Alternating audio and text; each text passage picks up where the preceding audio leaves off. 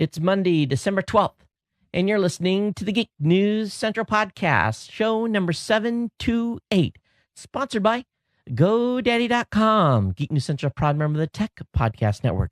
If it's tech, it's here. Also, Geek News Central sponsored in part by Audible.com. Get your free 14-day trial at audible.com/geek news. Yes, we're off to a little bit of a rough start here. We'll talk about that in a second. Lots of switches in the positions they shouldn't be. Got a great show for you anyway. Strap in. Here it comes. All right, people, I need a go, no-go for the Geek News Central podcast. Digital archive recorders. We're go fly. Microphone. We're go fly. Video feed. Go. Web browser. Go. RSS data stream aggregator. Go fly. Interflux Toddism suppressor. All right, I'm confused. Host readiness check. Welcome to the show. Welcome to the show. The Geek News Central podcast is a proud member of the Tech Podcast Network. If it's tech, it's here. All right, ladies and gentlemen, we are ready to go. Cue Todd in 5, Button, who's got the button? 4, There's no cause for alarm. 3, Everybody hold on to something. 2, Just press the button. 1. Aloha and welcome to the Geek News Central podcast, coming to you as live as it can be from the beautiful state of Hawaii via the Geek News Central studio overlooking Greater Honolulu. Hey everyone, welcome to the show. And as I'm sitting here, I'm looking over the TriCaster, making sure it's doing what it's supposed to do, make sure the stream is up. Had a little bit of a problem, self-induced. And I'm luckily I found it yesterday, but we'll talk about it here in a second. I'll give a warm welcome to the Ohana, all of you that are longtime listeners and viewers of the show. Thanks for being here. Thanks for being part of the family. And of course, we want to welcome the listeners and viewers from around the world that have tuned in from the 180 some countries that are actually subscribed to the show. We're glad that you're still with us. If you're new to the show, all you really, basically, you got to get involved here, and it's very easy to do so. All you got to do is go over to geeknewscentral.com, check out all the great content over there. Of course, we've got a bevy of writers that are putting up daily new blog content, and of course, you can subscribe to the show by the second column of the website. You'll see that subscribe bar there with all those RSS icons and iTunes and Zune Marketplace. And really, you get subscribed to all the shows that you want. And the special media events feed is starting to kick alive as we're getting ready for CES 2012. So don't miss that. On the top of the website, you'll see a link to the newsletter as well. The newsletter really covers everything that I'm going to talk about in tonight's show. That will go out immediately following the show. And basically, you'll be able to be abreast of what's happening really from the time you wake up and get the show delivered directly to your inbox. And really, we're recording this here in Honolulu. It's about, let me look at the time, about 8:30. I'm about 30 minutes late getting started tonight. That was an Amazon issue. The Amazon live stream didn't want to come up real quick. But anyway, we're here and we're back in Hawaii. Glad to be back in the studio. It's absolutely wonderful to be back here. The weather's been raining, but I don't care. I'm home and getting kind of ramped up for the holidays. I had the Christmas music cranked here in the house this weekend. And, my wife is still in this traditional Japanese 48 days of mourning, so I had to kind of temper it a little bit. Had to be kind of cognizant of her feelings. And so she'd go out and do a little shopping. We'd play a little Christmas music and kind of trying to stay within the confines of not trying to get too much into the spirit of Christmas, because really the way the Japanese do things is that you're really not supposed to have any fun or any outward expression during the time. We don't follow necessarily the traditions of the Japanese way here in this household, but we still have a medium of respect as well for the culture, of course.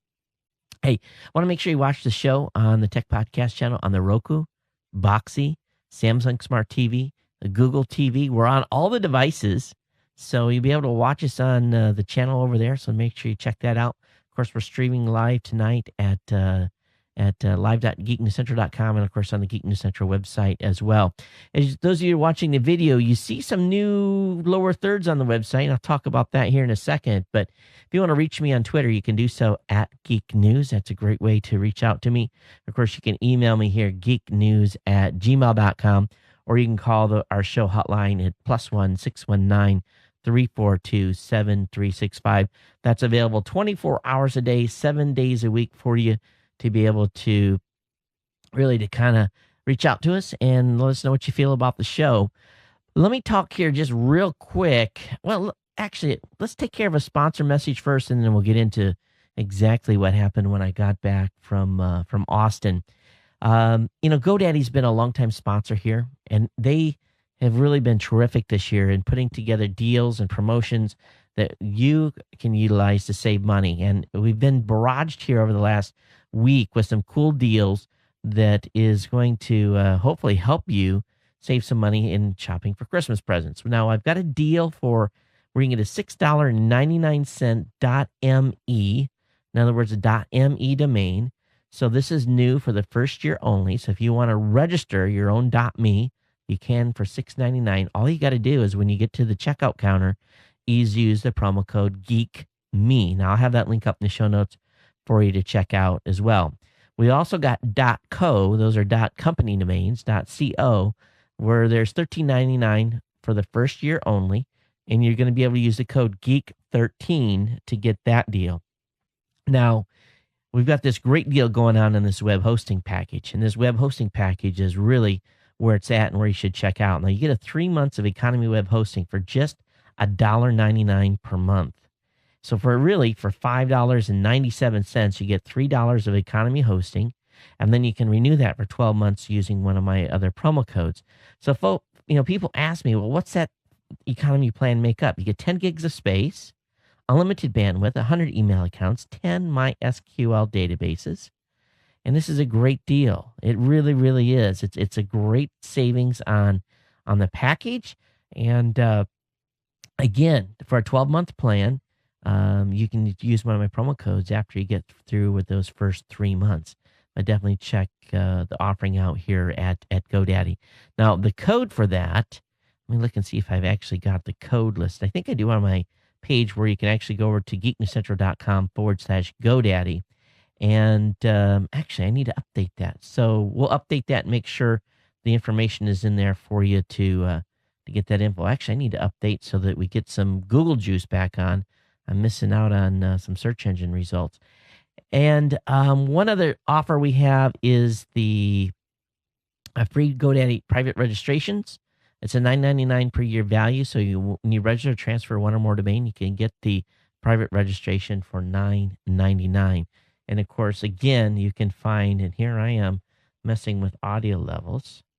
You can get the links here to, here we go, geeknewscentral.com/GoDaddy to get all the promo codes I have available for you to use to save really a butt ton of money.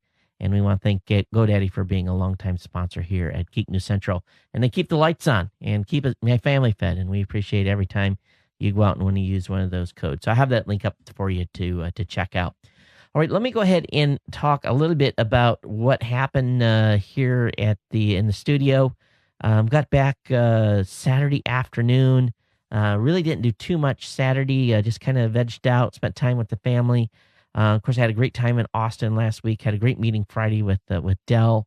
That went real well. But when I got back in the studio Sunday, I had to record this intro for CES 2012. So, I get the kind of studio set up and I'm ready to go. I load the TriCaster up and I'm like, where's my profile for this show? And basically what it does is when you load the TriCaster, you get different profiles set up.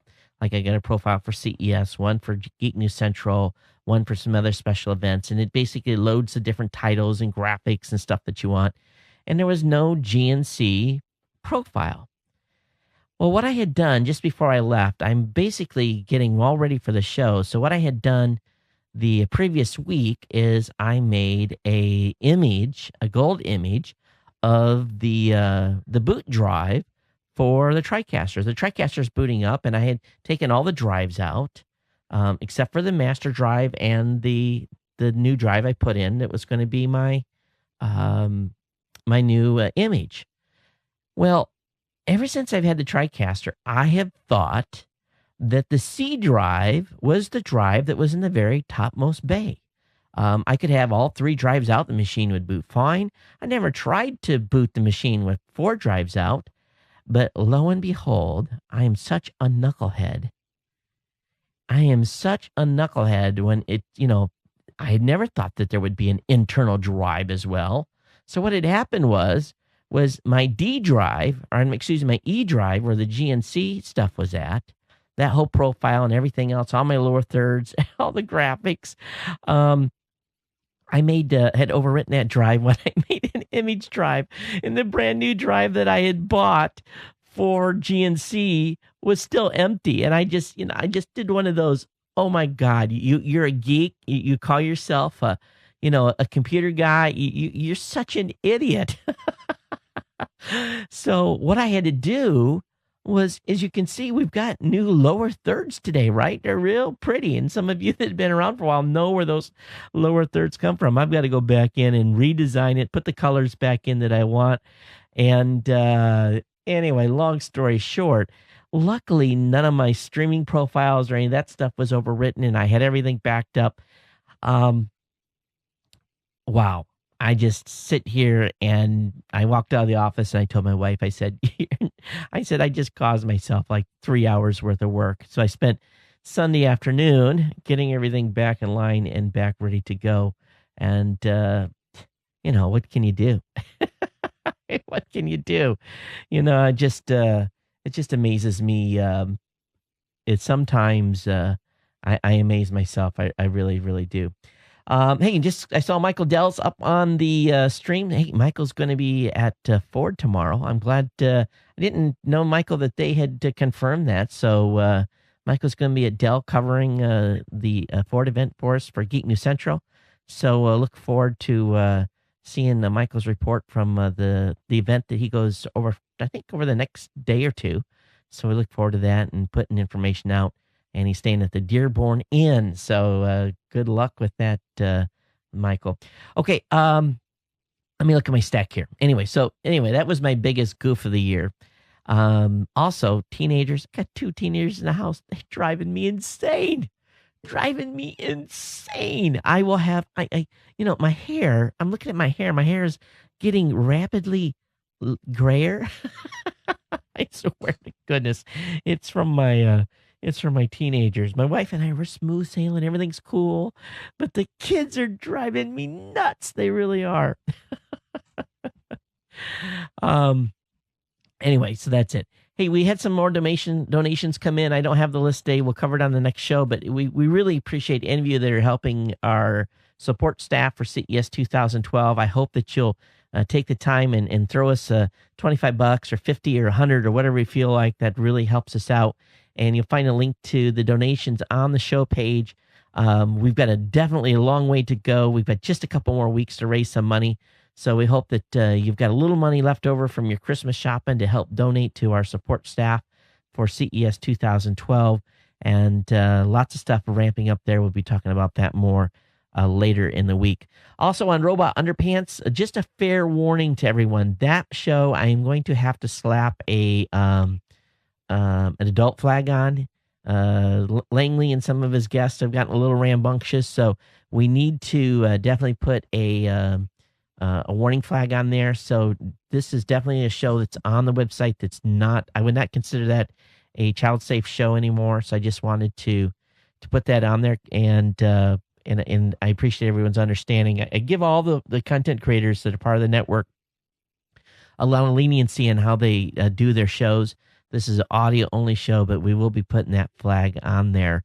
This show, of course, will stay family safe. So will the Gadget Professor. Of course, the Saturday Morning Tech as well. And, of course, the Chrome Show, too. So just keep you aware there. Hey, want to thank Audible for their sponsorship here. What a great product. I mean, it is absolutely outstanding. I was coming back on the airplane.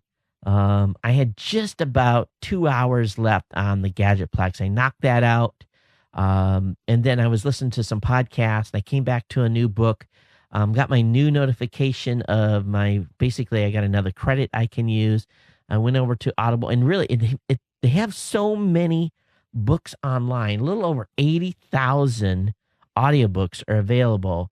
And this makes it really difficult to picking a book every month because there's such a wide selection. So I figured maybe it was time to did a little like self-improvement type of stuff. So I picked a self-improvement title and started listening to that. That seemed to be a pretty good one as well.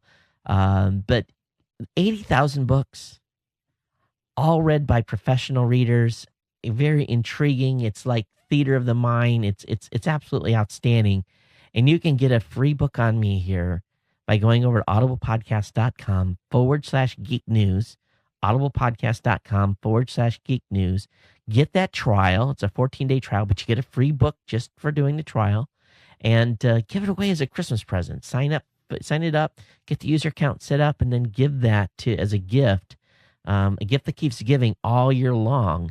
And really, it's an inexpensive way to give someone something new every month.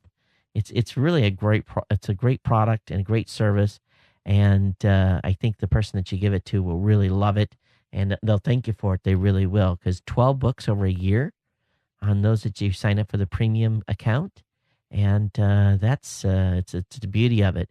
Okay, let me go ahead again. audiblepodcast.com/geek news. All right, let me go ahead and look at my stack here of stuff. I think I've got everything covered.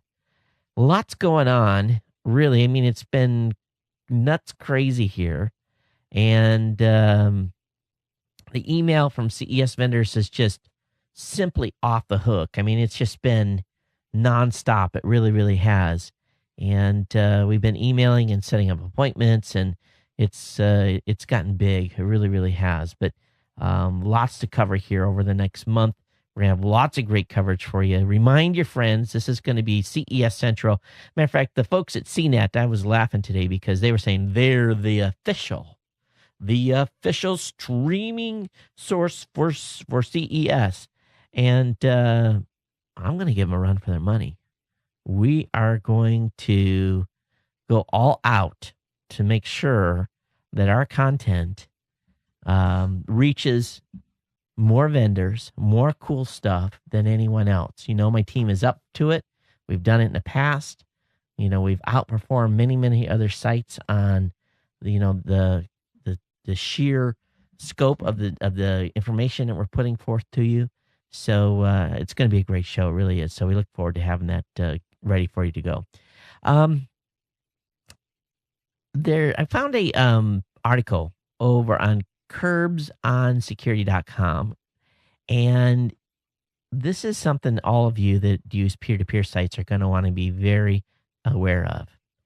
There's a website called youhavedownloaded.com, and if you recently grabbed a movie, some music, some software from an online file trading network, chances are pretty decent here, according to this article, that the site has heard of you. In fact, you may find that the titles you downloaded are now listed in public searchable at the site, indexed by your IP. So I don't do any peer-to-peer at all, and it's completely outlawed to be utilized here by my kids, and I don't want them picking up music and stuff. And you can go over and put your IP in, and it will tell you what you've downloaded. So they've recorded more than 50 million unique internet addresses belonging to file sharing users. The site is searchable by file name and by internet address.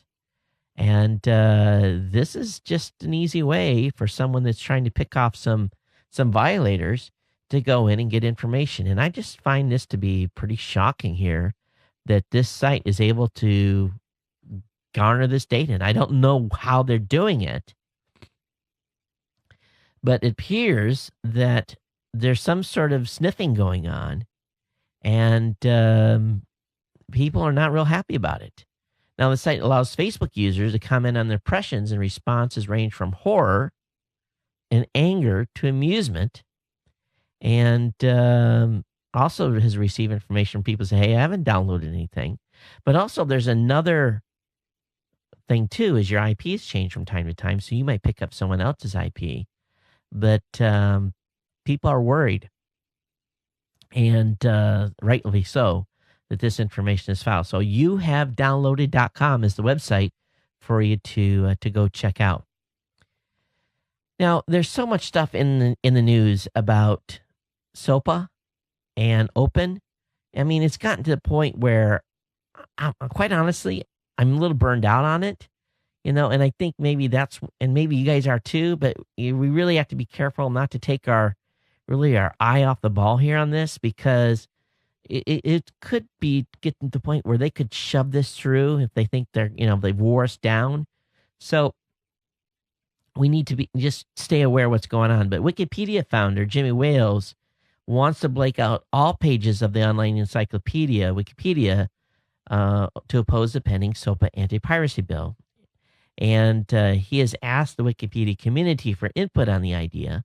He fears the bill could seriously hurt the internet and thinks that blanking out Wikipedia will send a strong message to lawmakers. Now, later this week, the Senate's House Judiciary Committee will vote on the Stop Online Piracy Act. And if this gets out of Senate, it gets it out of the Judiciary Committee onto the Senate floor, who knows what's going to happen from that point. But, there's another bill pending. It's the open bill. It's got its own issues. The folks over at Tech Dirt have a huge write-up and a breakdown of the pluses and minuses of open as well. Because I told you they were going to analyze this new one to death as well, and they have. So, I kind of skimmed through it, and I don't think either one is good. At this point, I really, really don't. So we're going to have to see where this goes. But, I guess if I wanted one over the other, we'd want to have the open one go through. But, SOPA is really close here. So we'll see where this goes. And Jimmy Wales says in this, one of the things he says here is he may be going to the White House to have a meeting. And that sounds pretty interesting. I don't know if he's a Democrat supporter or if he just got a meeting with the folks at the White House because of his affiliation with, his running of Wikipedia or not. But we'll see what happens here with what Jimmy Wales decides to do on the Wikipedia part. All right. Remember a couple weeks ago we were talking about Verizon talking to Redbox? Well, Verizon is now talking to Netflix, I guess, and their stock went up about 6% today because it's rumored that they're in acquisition talks.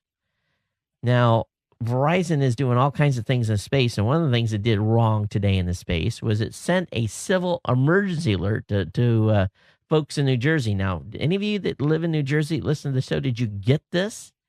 They sent what's called a CMAS alert, civil emergency in this area until 1:24 p.m. Eastern Standard Time. Take shelter now, U.S. government. That's kind of an interesting text message to get. A civil emergency in this area. What does that mean? Civil emergency. Does that mean there's riots in the streets, or there's a storm, or there's a nuclear weapon raining down on one's head? What does that mean? But they did not put test on this. So, while in one hand they're sending out civil emergency alerts, they're at the same time trying to, now considering acquisition of Netflix. It's just goes to show you Verizon's a very, very big company with lots going on and not all of it necessarily positive. So we'll see where this rolls. Hey, many folks that have the Amazon Kindle Fire have been just complaining upside down one way or the other.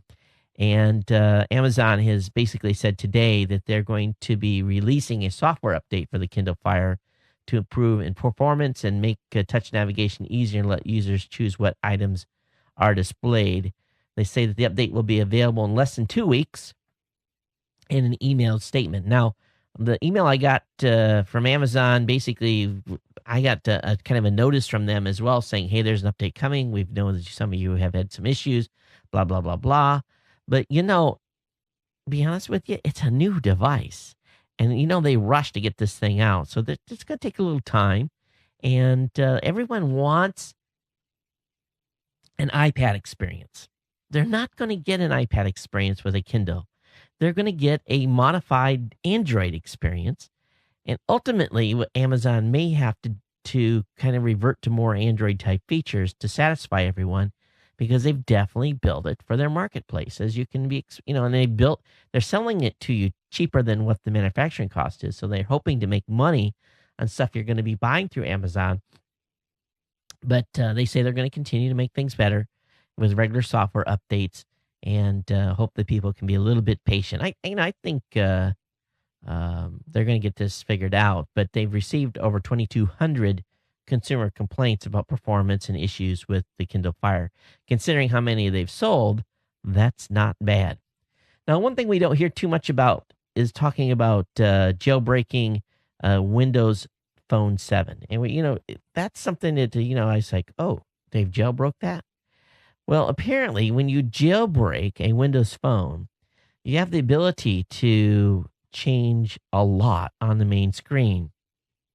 You're able to load different applications, different links, change the outlook. There's all kinds of cool stuff that you can do. Now, there's a tutorial on how to set up themes, and once you've basically unlocked your phone, you can do this. And there's a little tool out there. Now, this is not a sanctioned hack, so you can find information on this on windowsphonehacker.com with information on how to unlock your Windows Phone and how to build some home brewed themes onto it, and kind of have your own custom look. When people see your phone, they'll say, hey, that's very slick. So it's also nice to have an original interface. Over the weekend, there was a report that came up talking about Apple and its patents, and specifically Apple turning over some of its patent to a company that, from all intents and purposes, looks like some sort of a front to do its dirty work. Now, it appears here that Apple's made a deal with a patent troll company named Digitude Innovations. Now, Apple has transferred several of its patents to a company that resides in the same building as Digitude Innovations, maybe on the same floor, but yet there's nothing listed anywhere about the specific company that Apple has transferred to. So they feel that they've sent this over to a shell company called Cliff Island LLC. And of course, again, this, as I said, it shares the New York office space with this group. And it appears that Apple may be trying to do, some arm twisting without having the Apple name out in the public.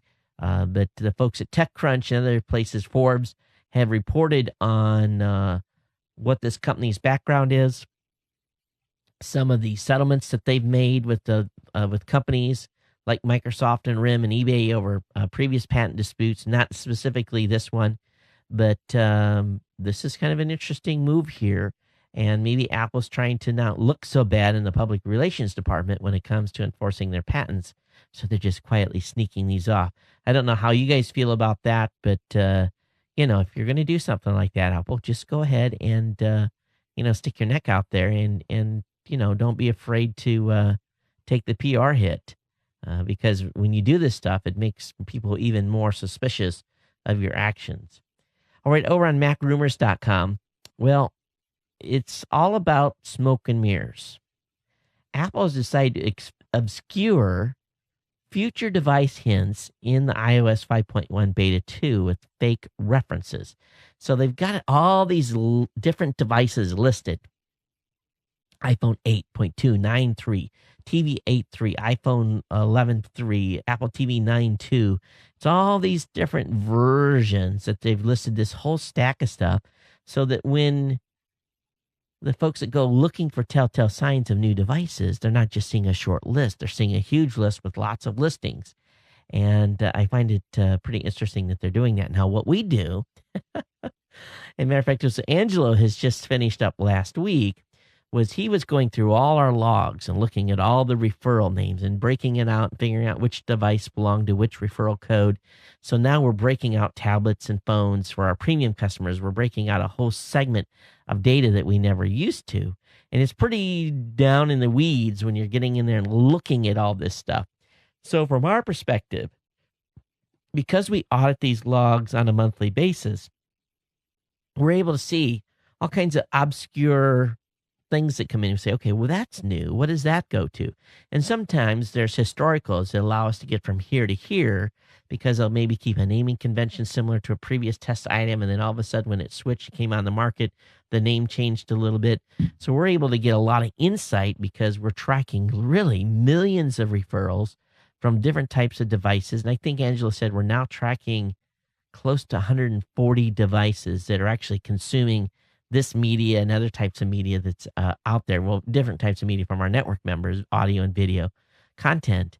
And so it's pretty exciting that there's that many devices out there actually pulling or accessing the content. I would have never thought that there was that much. I knew we were over the 100 mark some time ago, but to be almost close to 140 is pretty huge.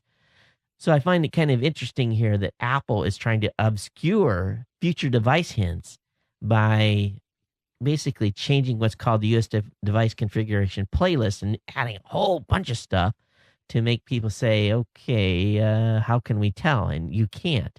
So what they've really done is they've bet on the future and putting all these different versions in and have their naming conventions down on what they're going to do in the next several iterations.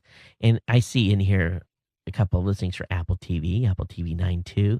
There's at least 1, 2, 3, 4, 5, 6 different listings just for the Apple TV. Well, there's only one Apple TV on the market right now. So time will tell on how well this leads people astray. But I think maybe it's a sign that they're really ramping up their device and numbers. So maybe we'll have a lot more offerings here soon. All right, the Apple TV set-top box is predicted to have sold 4 million units and grabs a 32% market share in 2011. This is huge. When we talked to Samsung at CES 2011, they told us they expected to have 6 million Samsung Smart TVs sold in 2011. And if the Apple TV set-top box has sold 4 million and they have 32% of the market, I don't think Samsung has reached that 6 million plateau yet, unless they have more than 50% of the market, which I could kind of doubt, considering the Roku, the Boxy, the Logitech Review, all the different devices that are out there. I would find it hard to believe that Samsung Smart TVs have done 6 million. I hope they have, maybe worldwide. But anyway, well, actually, they're only referring to set-top boxes. So Samsung Smart TVs would be in a different category. So that's totally plausible. But this is interesting. For a hobby, this is a pretty good hobby. The Strategy Analytics estimate that the market for connected TV players has doubled this year, reaching almost 12 million units on the momentum considering lower price compared to previous years. And we know that in September 2010, it debuted at just $99, which was cheaper than the $229 price tag on the original hard drive-based Apple TV. So we'll see where this goes in the future here. But you guys know I've invested heavily in the set-top space. We spend just an inordinate amount of programming hours making sure that this program and the programs of our network affiliates are all available on these set-top boxes so that you can pick up, and instead of watching a movie on Netflix, you can load the Tech Podcast channel, the Blueberry channel, the ProMed Network, the Travel channel, and get access to our full lineup of programming for those shows that have qualified their shows for those devices. So it's pretty cool that we can do that, and it's nice to see our app really on equal playing field as the rest of these big company apps. All right, Google has removed 22 Android apps due to what's called the Roo fraud mobile attack, and this is specifically targeting European users. What's going on is 22 applications from Android Marketplace in the past week have been removed due to a rogue element within the apps that basically cost the user money. When the user downloads the app that promises wallpaper art, horoscope readings, free popular games, the person, when he launches the app, sees a "to continue" to kick below prompt, and basically it goes through some terms of service, and the next thing you know, you're being charged to receive and send text to some location, and this causes people's fees to go up. And currently, United States mobile users are affected since the app first reads the phone's SIM card to find its country of origin. U.S. SIM cards have a block against the code that these apps are using to send and receive text messages, but countries that are affected are Russia, Azerbaijan, Armenia, Georgia, Czech Republic, Poland, Kazakhstan, Belarus, Latvia, Kyrgyzstan, Tajikistan, Ukraine, Estonia, Great Britain, Italy, Israel, France, and Germany. So again, so far it's only going after users in those countries, but they're pulling the apps with nearly 14,000 people had downloaded and received some fraudulent charges to their bill. So we'll keep an eye on that. I'm sure more of this stuff is going to be popping up as time goes on. Hey, the New York Times in their technology section, specifically their personal tech area, has an article entitled, "Are We Suffering Global Gadget Fatigue?" And I have to be kind of the first to admit, I'm inundated with gadgets, and it gets a little bit overwhelming at times. And, I put up a gadget, play with it for a couple of days, and I'll put it down because we just have more gadgets than we can use here. And part of it's because we do stuff for the show and testing different stuff that we're doing at Raw Voice and so forth. But I know from my perspective that, just phone upgrades and, from an iPad 1 to an iPad 2 and from computer upgrades, it gets pretty overwhelming. And we get inundated with stuff to the point where, and I'm saying that a lot tonight, inundated. I don't know why that term has come up a lot tonight, but it has. But do you think you're feeling gadget overload? Are you at the point where you just, I've had enough I need to stop? First of all, it's expensive, right? So I'd love to hear your feedback. geeknews@gmail.com, geeknews@gmail.com.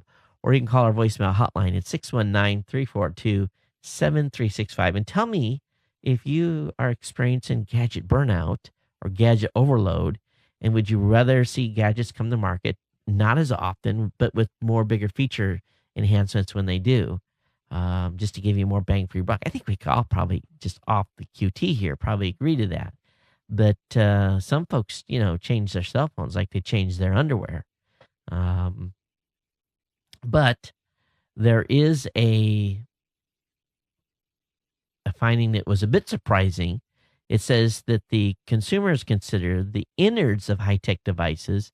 They do care what is inside. Some 55% of consumers, according to the report, said that they are more concerned about where high-tech parts components come from than where the phone was assembled. So, they want, when you get into electronics, it's very hard to be environmentally friendly when you're building, microchips, putting in, microcapacitors and different types of stuff like that. That is not a clean process to build that by any means. So I don't think even if a U.S. supplier was building the gadgets, would the, it'd be a completely clean process. But it is an interesting byproduct of this survey. So I have a link up from the show notes for you to check that out. And, I am a dragon here. Is in Hawaii, we call our things that we sit on our okoli. And my okoli tonight is dragging. I had a big day. It started very early this morning with some meetings in New York and on the phone. And then it led to taking the kids to school and sitting in traffic 2 times. And it was just, and all the other things that went on, it's been nuts. So if I feel a little look frazzled and sound frazzled, I apologize in advance. We'll get back on the full time zone here over the next couple of days. I received an email today from the folks at Sony, who are now the owners of Grace Note. And Grace Note has been around for a long time. Of course, Grace Note was known for music libraries and a variety of other things. But Grace Note has been owned by Sony now for 3 years, and they compete with Yahoo, a company like Into Now, and social check-in services like Mezio and GetGlue. Yet they sent me this long email saying, "Hey, we're going to be introducing this brand new secret stuff at CES. We want to get your teams aligned. We want you to come out and meet with us," and blah blah blah blah blah. And I said, "Oh, great. We want Grace Note on. We've had him on in years past." And I said, let's go ahead and get you scheduled. And so when I'm doing show prep tonight, lo and behold, Grace Note readies its own second screen platform. And I'm thinking, all right, Giga how did you get this info? And because it was supposed to be like embargoed and not supposed to be announced yet. So for the show tonight, I emailed the Grace Note rep and I said, how come this is on the web? This is not going to be news by the time CES is out. But it talks about, I'm not going to go into it too deep here, but it basically uses a tablet's microphone to listen to the audio track of what's playing on the TV, and then it checks its database against a video content to deliver the information about the content that you're listening to over the tablet. And they're saying that Grace Note servers will eventually be able to deliver rich scene level metadata for tens of thousands of movies, and going as far to offering links to buy any of the products shown on the screen, which is curious. It comes up a commercial with a car. You got a link there to buy clothes, things that are actually probably in the actual video itself, people's shirts that they're wearing, drinks they have in their hand, and so forth. So this is interesting. We'll definitely talk to Grace Note at CES, but I'm like, why are you telling me this stuff is embargoed, and yet here Giga has released information on it? Here we're in Gizmodo. There's a very rare video of Steve Jobs telling the history of Apple, and it was recorded back in 1980. And, I have to agree with the Gizmodo editors here. Man, Steve Jobs singing the same song for a long time. The man was on message for decades. He really was. And I'll have this up for you to check out. Link will be in the show notes. It's not so rare anymore. It's out on the web. All right, NASA, a little NASA news here. NASA's looking to send landers to Europa in 2020, and basically they want to break the ice. So they want to go out to Europa, which is a moon of Jupiter, and they want to basically get out there and drill through its icy layer and see what's underneath in a liquid form. So they hope to have a space vehicle or a rover of some sorts ready by 2026 to go out to Europa. So 2026, that's, really in dog years here. That's not too far away. It's 14 years away. And it's just right around the corner for a space perspective. But lots of cool stuff, maybe, and hopefully that they'll make the schedule and be able to make some discoveries. We'll see. So anyway, link will be up in the show notes. Well, as soon as AT&T decided it's going to pull out from the T-Mobile deal, of course, today they're asking for some more time to consider options, and there's all kinds of, minutia going on, more than I even care to cover. But the FCC has restarted its review clock on the AT&T spectrum purchase that it was making from Qualcomm. Now, AT&T proposed to acquire a huge portion of Qualcomm's 700 megahertz spectrum. And basically now the FCC has said, hey, we're going to open this up again, this consideration. The 180-day review process starts now.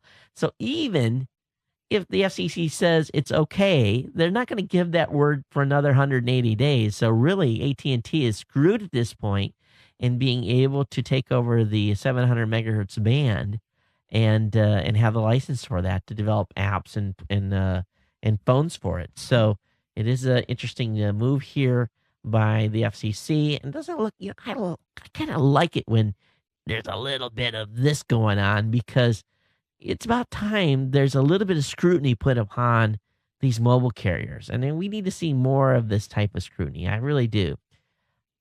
Okay, geeks, hold on to your hat. If you listen to this show and you've been here for a while, you are going to love this next product. Now, how many of you ever saw it's probably the only movie I ever watched that was like an animated cartoon. You guys know Wall-E? You guys remember that movie, Wall-E? Well, the folks at Easy Robot, wait till you see this.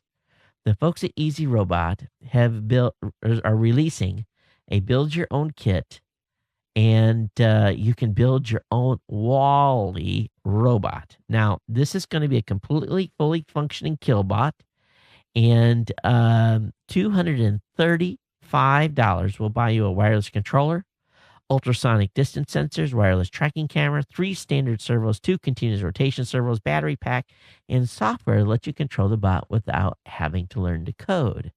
Software also includes vision tracking, speech recognition, and the whole thing will even integrate with your Roomba. Now, what I really want is the homemade Wally. And this thing would be cool to go on my shelf. Now, my son, who is into robotics in a big way, he's one of the leads on his robotics team in high school. I saw this, and I'm like, Ray, come here. And he came in the office. I said, if I buy it, will you build it? And he says, oh, yeah, I'll build it, Dad. This thing is cool. And I got to have it. That's just, it is done. And this is very, very, very cool. Now, I'm, trying to figure out how this Wally is. And what this robot, you're not going to get the Wally box. You're going to have to build that on your own. And that was originally was built by a Canadian DJ, and he made his own real Wally. But the whole robotics part of this project kit is cool, and I want for my kids to use. And he can build whatever he wants from a shape perspective, and we'll make it something fun, and have it here in the studio. And if nothing else, sitting on the counter here, looking around, doing stuff while we're doing the show. So I'll have this link up in the show notes for you to check out. Well, we talked just a little bit on the last couple of shows about the Jaws1.com, where they seized that. There's more questions being raised now. In fact, during a hearing at the Justice Department, the Judiciary Committee was having a hearing with the Attorney General Eric Holder, and he was asked about the release of the domain name back to the owner, and he didn't have too much to say. He kind of did some stuff jokingly about it. But what's going on now is that Senator Ron Wyden has told Wired that he intends to start asking significant questions about operation in our sites, and he's not going to be giving up this information quest easily. So anyway, the link will be up in the show notes on this, but it's nice to see some of these domain seizures getting scrutiny. I'm sure some of them, there's, compelling reasons too, but at the same point, we've seen a bunch of abuses here already on this. TechDirt also has a good article on what other websites is the U.S. government secretly censoring. And they're trying to determine from that specific action what other sites are trying to get their domains back in a fight with them. They think there may be as many as 4 additional websites that the owners are trying to recover, but they're stuck in this minutia going on the process and the judicial process to get a hearing and get them back.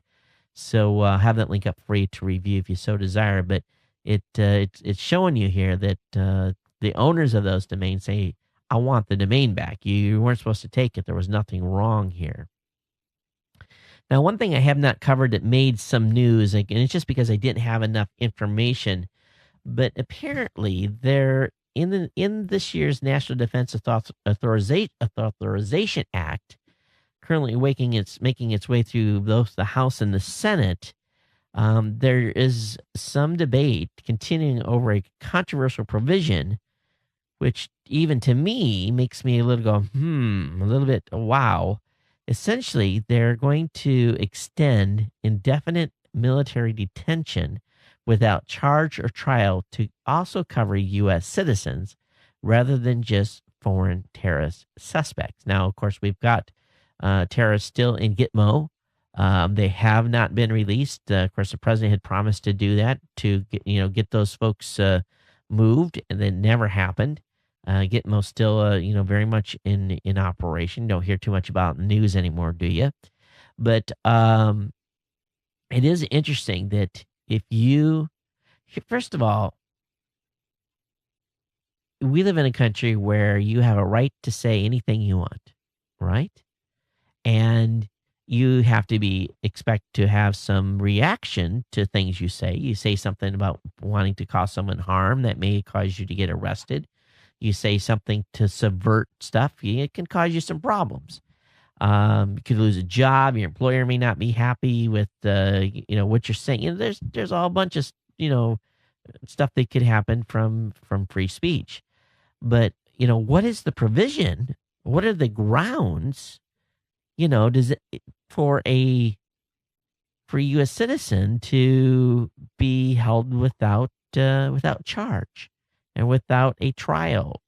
There is, what did this country get built on? It got built on a revolutionary act that basically allowed the colonists of the 13 colonies to take up arms and beat the British out of the colonies, and which led to our Declaration of Independence and our Constitution and our Bill of Rights and everything that goes along with the government that we have today. And so it scares even me when I see provisions being able to detain American citizens. Does that mean they can detain American citizens within the United States? What exactly what happens for you to be coming under the scrutiny of falling under this? Makes me really go, Now, only 17 of the 423 representatives voted against the measure to take discussions behind closed doors. And Section 1031 of this Defense Authorization Act expressly codes in the detention authority and the use of military force. I think we all understand that terrorists need to, foreign terrorists should be locked up. But at the same time, where is it if, what is the definition of a terrorist? If you're saying bad things about the government and you take up arms, are you then considered a terrorist? I don't know. It's kind of a weird topic for me, having spent 24 years in the Navy, and defending people's rights to have free speech and be able to sleep in their beds and not worry about the government's kicking your doors in and coming in and occupying your homes and all the things that we have within the Bill of Rights that in our Constitution that protects us as American citizens. Some of this stuff is, to me, it just makes you go, wow. And the current administration does object to the military custody provision of Section 1032, which would appear to mandate, again, military custody of a certain class of terrorism suspects.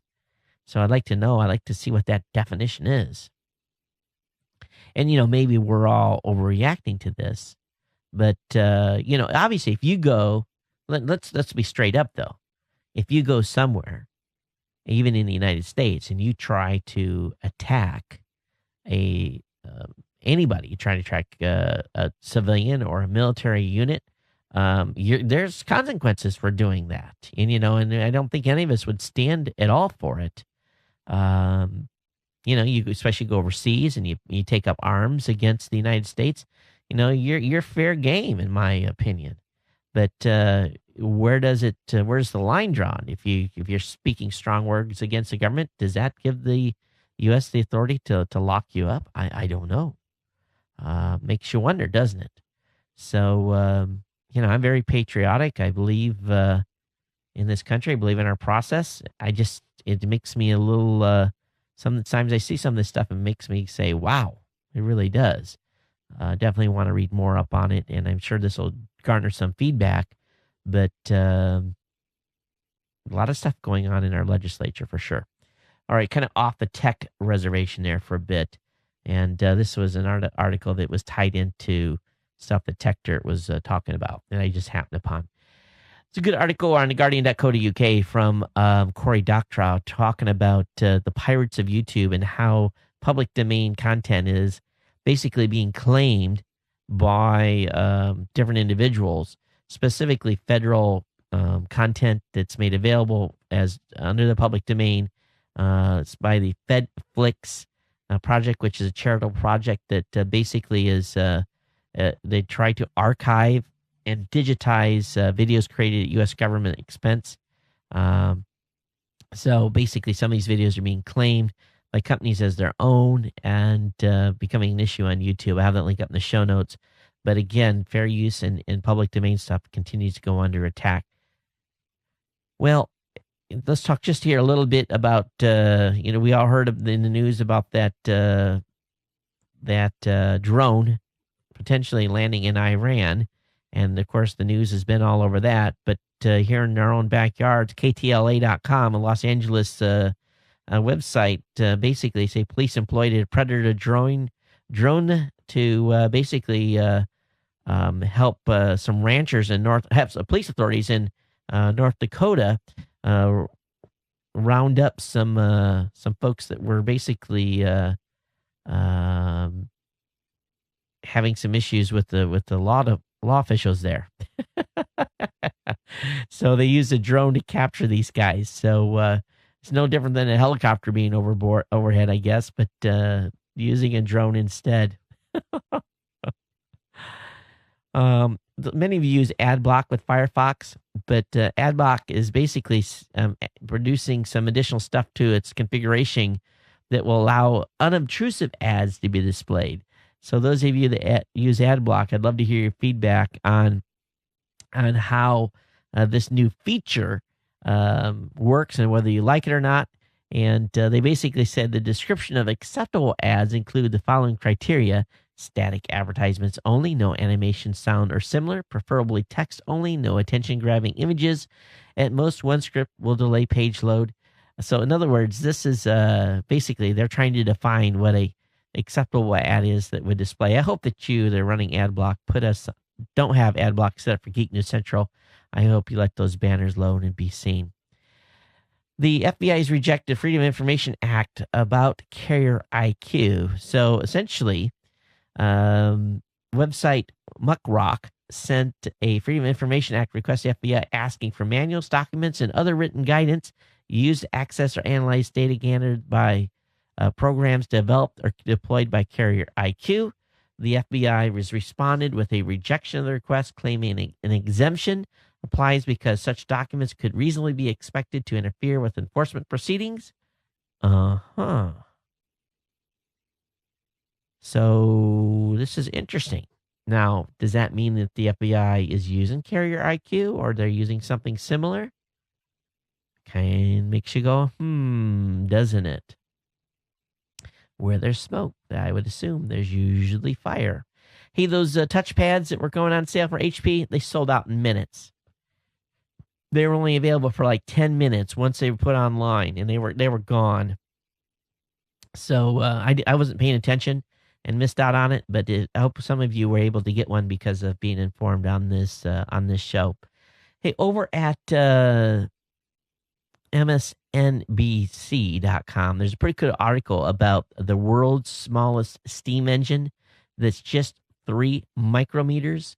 Now, having grown up in the country and with a grandfather that actually used real steam engines, and having gone to Thrasher events and places where I could see steam engines being used, and that's a fun event to go to, as a kid to go to and see how things were at the turn of the century, in the 1900 turn of the century, and how steam engines were used. But this specific steam engine is, again, 1 micrometer being 0.001 of a millimeter. And this thing is an actual, basically a steam engine. It recreates the working idea of the Stirling engine, which is a gas-filled cylinder that drives a piston with heated gas expansion or cooled gas contraction. So instead of a piston, a plastic bead floating in water has its motion controlled by 2 lasers. One laser changes the intensity periodically to allow greater or lesser degree of motion. the other laser switches on and off to heat or cool the water. So pretty cool here. And I don't know what the ultimate purpose of that is, but they've been able to do a 3 micrometer steam engine, probably a horsepower of 0.00000000001. Are you an Angry Bird fan? Well, an Angry Bird has released new episodes. So even if you don't, everyone's played Angry Birds at least once. So, but Rovio has gave its fan the best gift ever. And as of all iOS users get a free update with 15 special levels. So now there are 300 levels that are unlocked. So this is huge. So what else is going on here? What else they say? People are buying the plush toys that are available at different stores. I hear that's a hot thing this Christmas season. And people are buying the stuffed Angry Birds.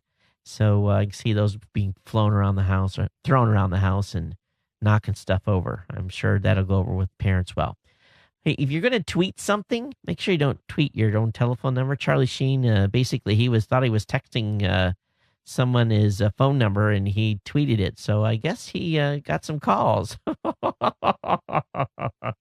And he got a flood of calls and text messages, and he had a little fun with it. He answered the phone a few times, saying like Ray's Pizza and winning, and basically it was one of those Dumber and Dumber moments. But his number's been changed subsequently. But it used to be 310-954-7277. IBM today has reported that they're going to have a fourth quarter revenue shortfall of roughly $1 billion. And the reason for that shortfall is the hard drive and component shortage coming out of Thailand. And they say Q1 is going to be a little rough, and they're not going to be able to deliver as many as 3.8 million PCs. And this is going to, could cause also shipments to slow down in 2012 by about 7%. And this is a major issue.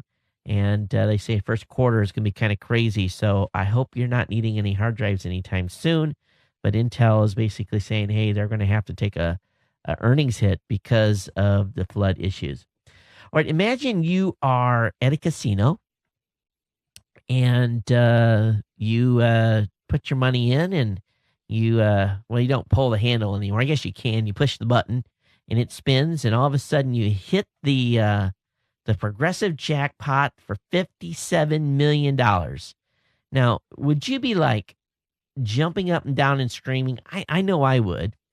But apparently, a 26-year-old in Kosovo, Albania, reportedly pushed the buttons on a slot machine in Bregenz, Austria, and it basically told him, "Hey, you've won it. You've won $57 million." And then the casino said, "Oh, sorry, that was a mistake."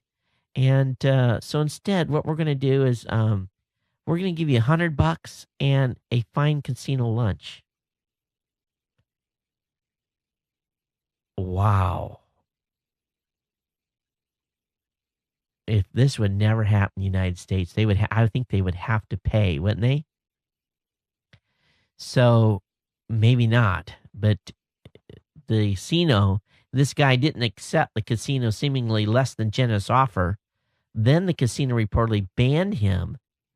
When he pressed for his dues legally, the casino allegedly pressed the a buck to the folks who made the slot machine. And wow, this is interesting how this is going to turn out here. We'll see. We'll see where this goes, and whether he ever gets his money or not. But apparently, up to this point, no, man, that would just up. You put your money in, says you've won, and you don't get to collect. Sounds fishy to me. Sounds like it would have put the casino out of business. Last couple of articles here. Amazon has best Microsoft and all other contenders in a cloud storage test. There was a company called Nizuni, which sells data protection services that works across any type of cloud service, says that it's been testing 16 largest cloud storage providers since April 2009 to determine the best service for its customers. They say ultimately only 6 of 16 providers passed Nosuni's testing. In addition to Amazon and Microsoft, the other winners were Neuravanix, Rackspace, AT&T Synaptic, Pier 1 Hosting. It goes on to say both AT&T and Pier 1 use EMC's Atmos platform on the back end, and EMC itself discontinued its own public cloud based on Atmos. So in other words, those 6 were ready for, say that this company says ready for real world use, and Nosuni politely declined to say which 10 services failed. But they say that in most cases, Amazon S3 and Microsoft Azure were the top two top performers in the scalability test. So link will be up in the show notes. We've had great luck with some of the Amazon stuff. We really have. It's worked out good. We've heard a lot about Light Squared over the past couple of months, and there was a report released basically saying that about 97% of GPS devices were affected, but 75% of GPS devices were affected by the Light Squared signal, and they're pretty pissed off that that this was leaked. It could spell the death of this company. Who ran this experiment? Let me look here. Does it say? The experiment was carried out between October 31st and November 4th, showed that 69 of 92 GPS receivers experienced harmful interference when within 100 meters of a Light Squared base station, according to the Bloomberg story. But the disclosure was foul play. Light Squared executives protested in a Monday conference call, and the data is a distortion of the truth. They say that this came from someone in the government process, and it's outrage, declared Light Squared Executive Vice President Martin Haramian. He said, "We are disappointed about the leak that occurred on Friday, adding the company's general counsel. We think it was clearly intended to subvert the fairness of the process. The report presents a completely slanted and selective review of the test results. Clear leak was intended to prejudice the issue and prejudice public opinion against Light Squared." So anyway, this continues to be a battle here. And as an electronics guy, I understand the issue. Largely it's because most GPS manufacturers have never put a filter on their antennas to filter out signals outside of their band, and it just basically causes the GPSs to get lost. Last couple articles here. This one just blows me away. This is a Dumber and Dumber article. Police in Oklahoma arrested a woman on charges of attempting to manufacture meth inside a Walmart. On Thursday, shopper Alicia Halfmoon, 45, allegedly grabbed ingredients from the shelves and mixed chemicals inside the store. She was attempting to obtain these chemicals and was in the process of trying to manufacture meth. Police said she wasn't real good at it. But when officer confronted Half Moon, the suspect had already just finished mixing a bottle of sulfuric acid with starter fluid.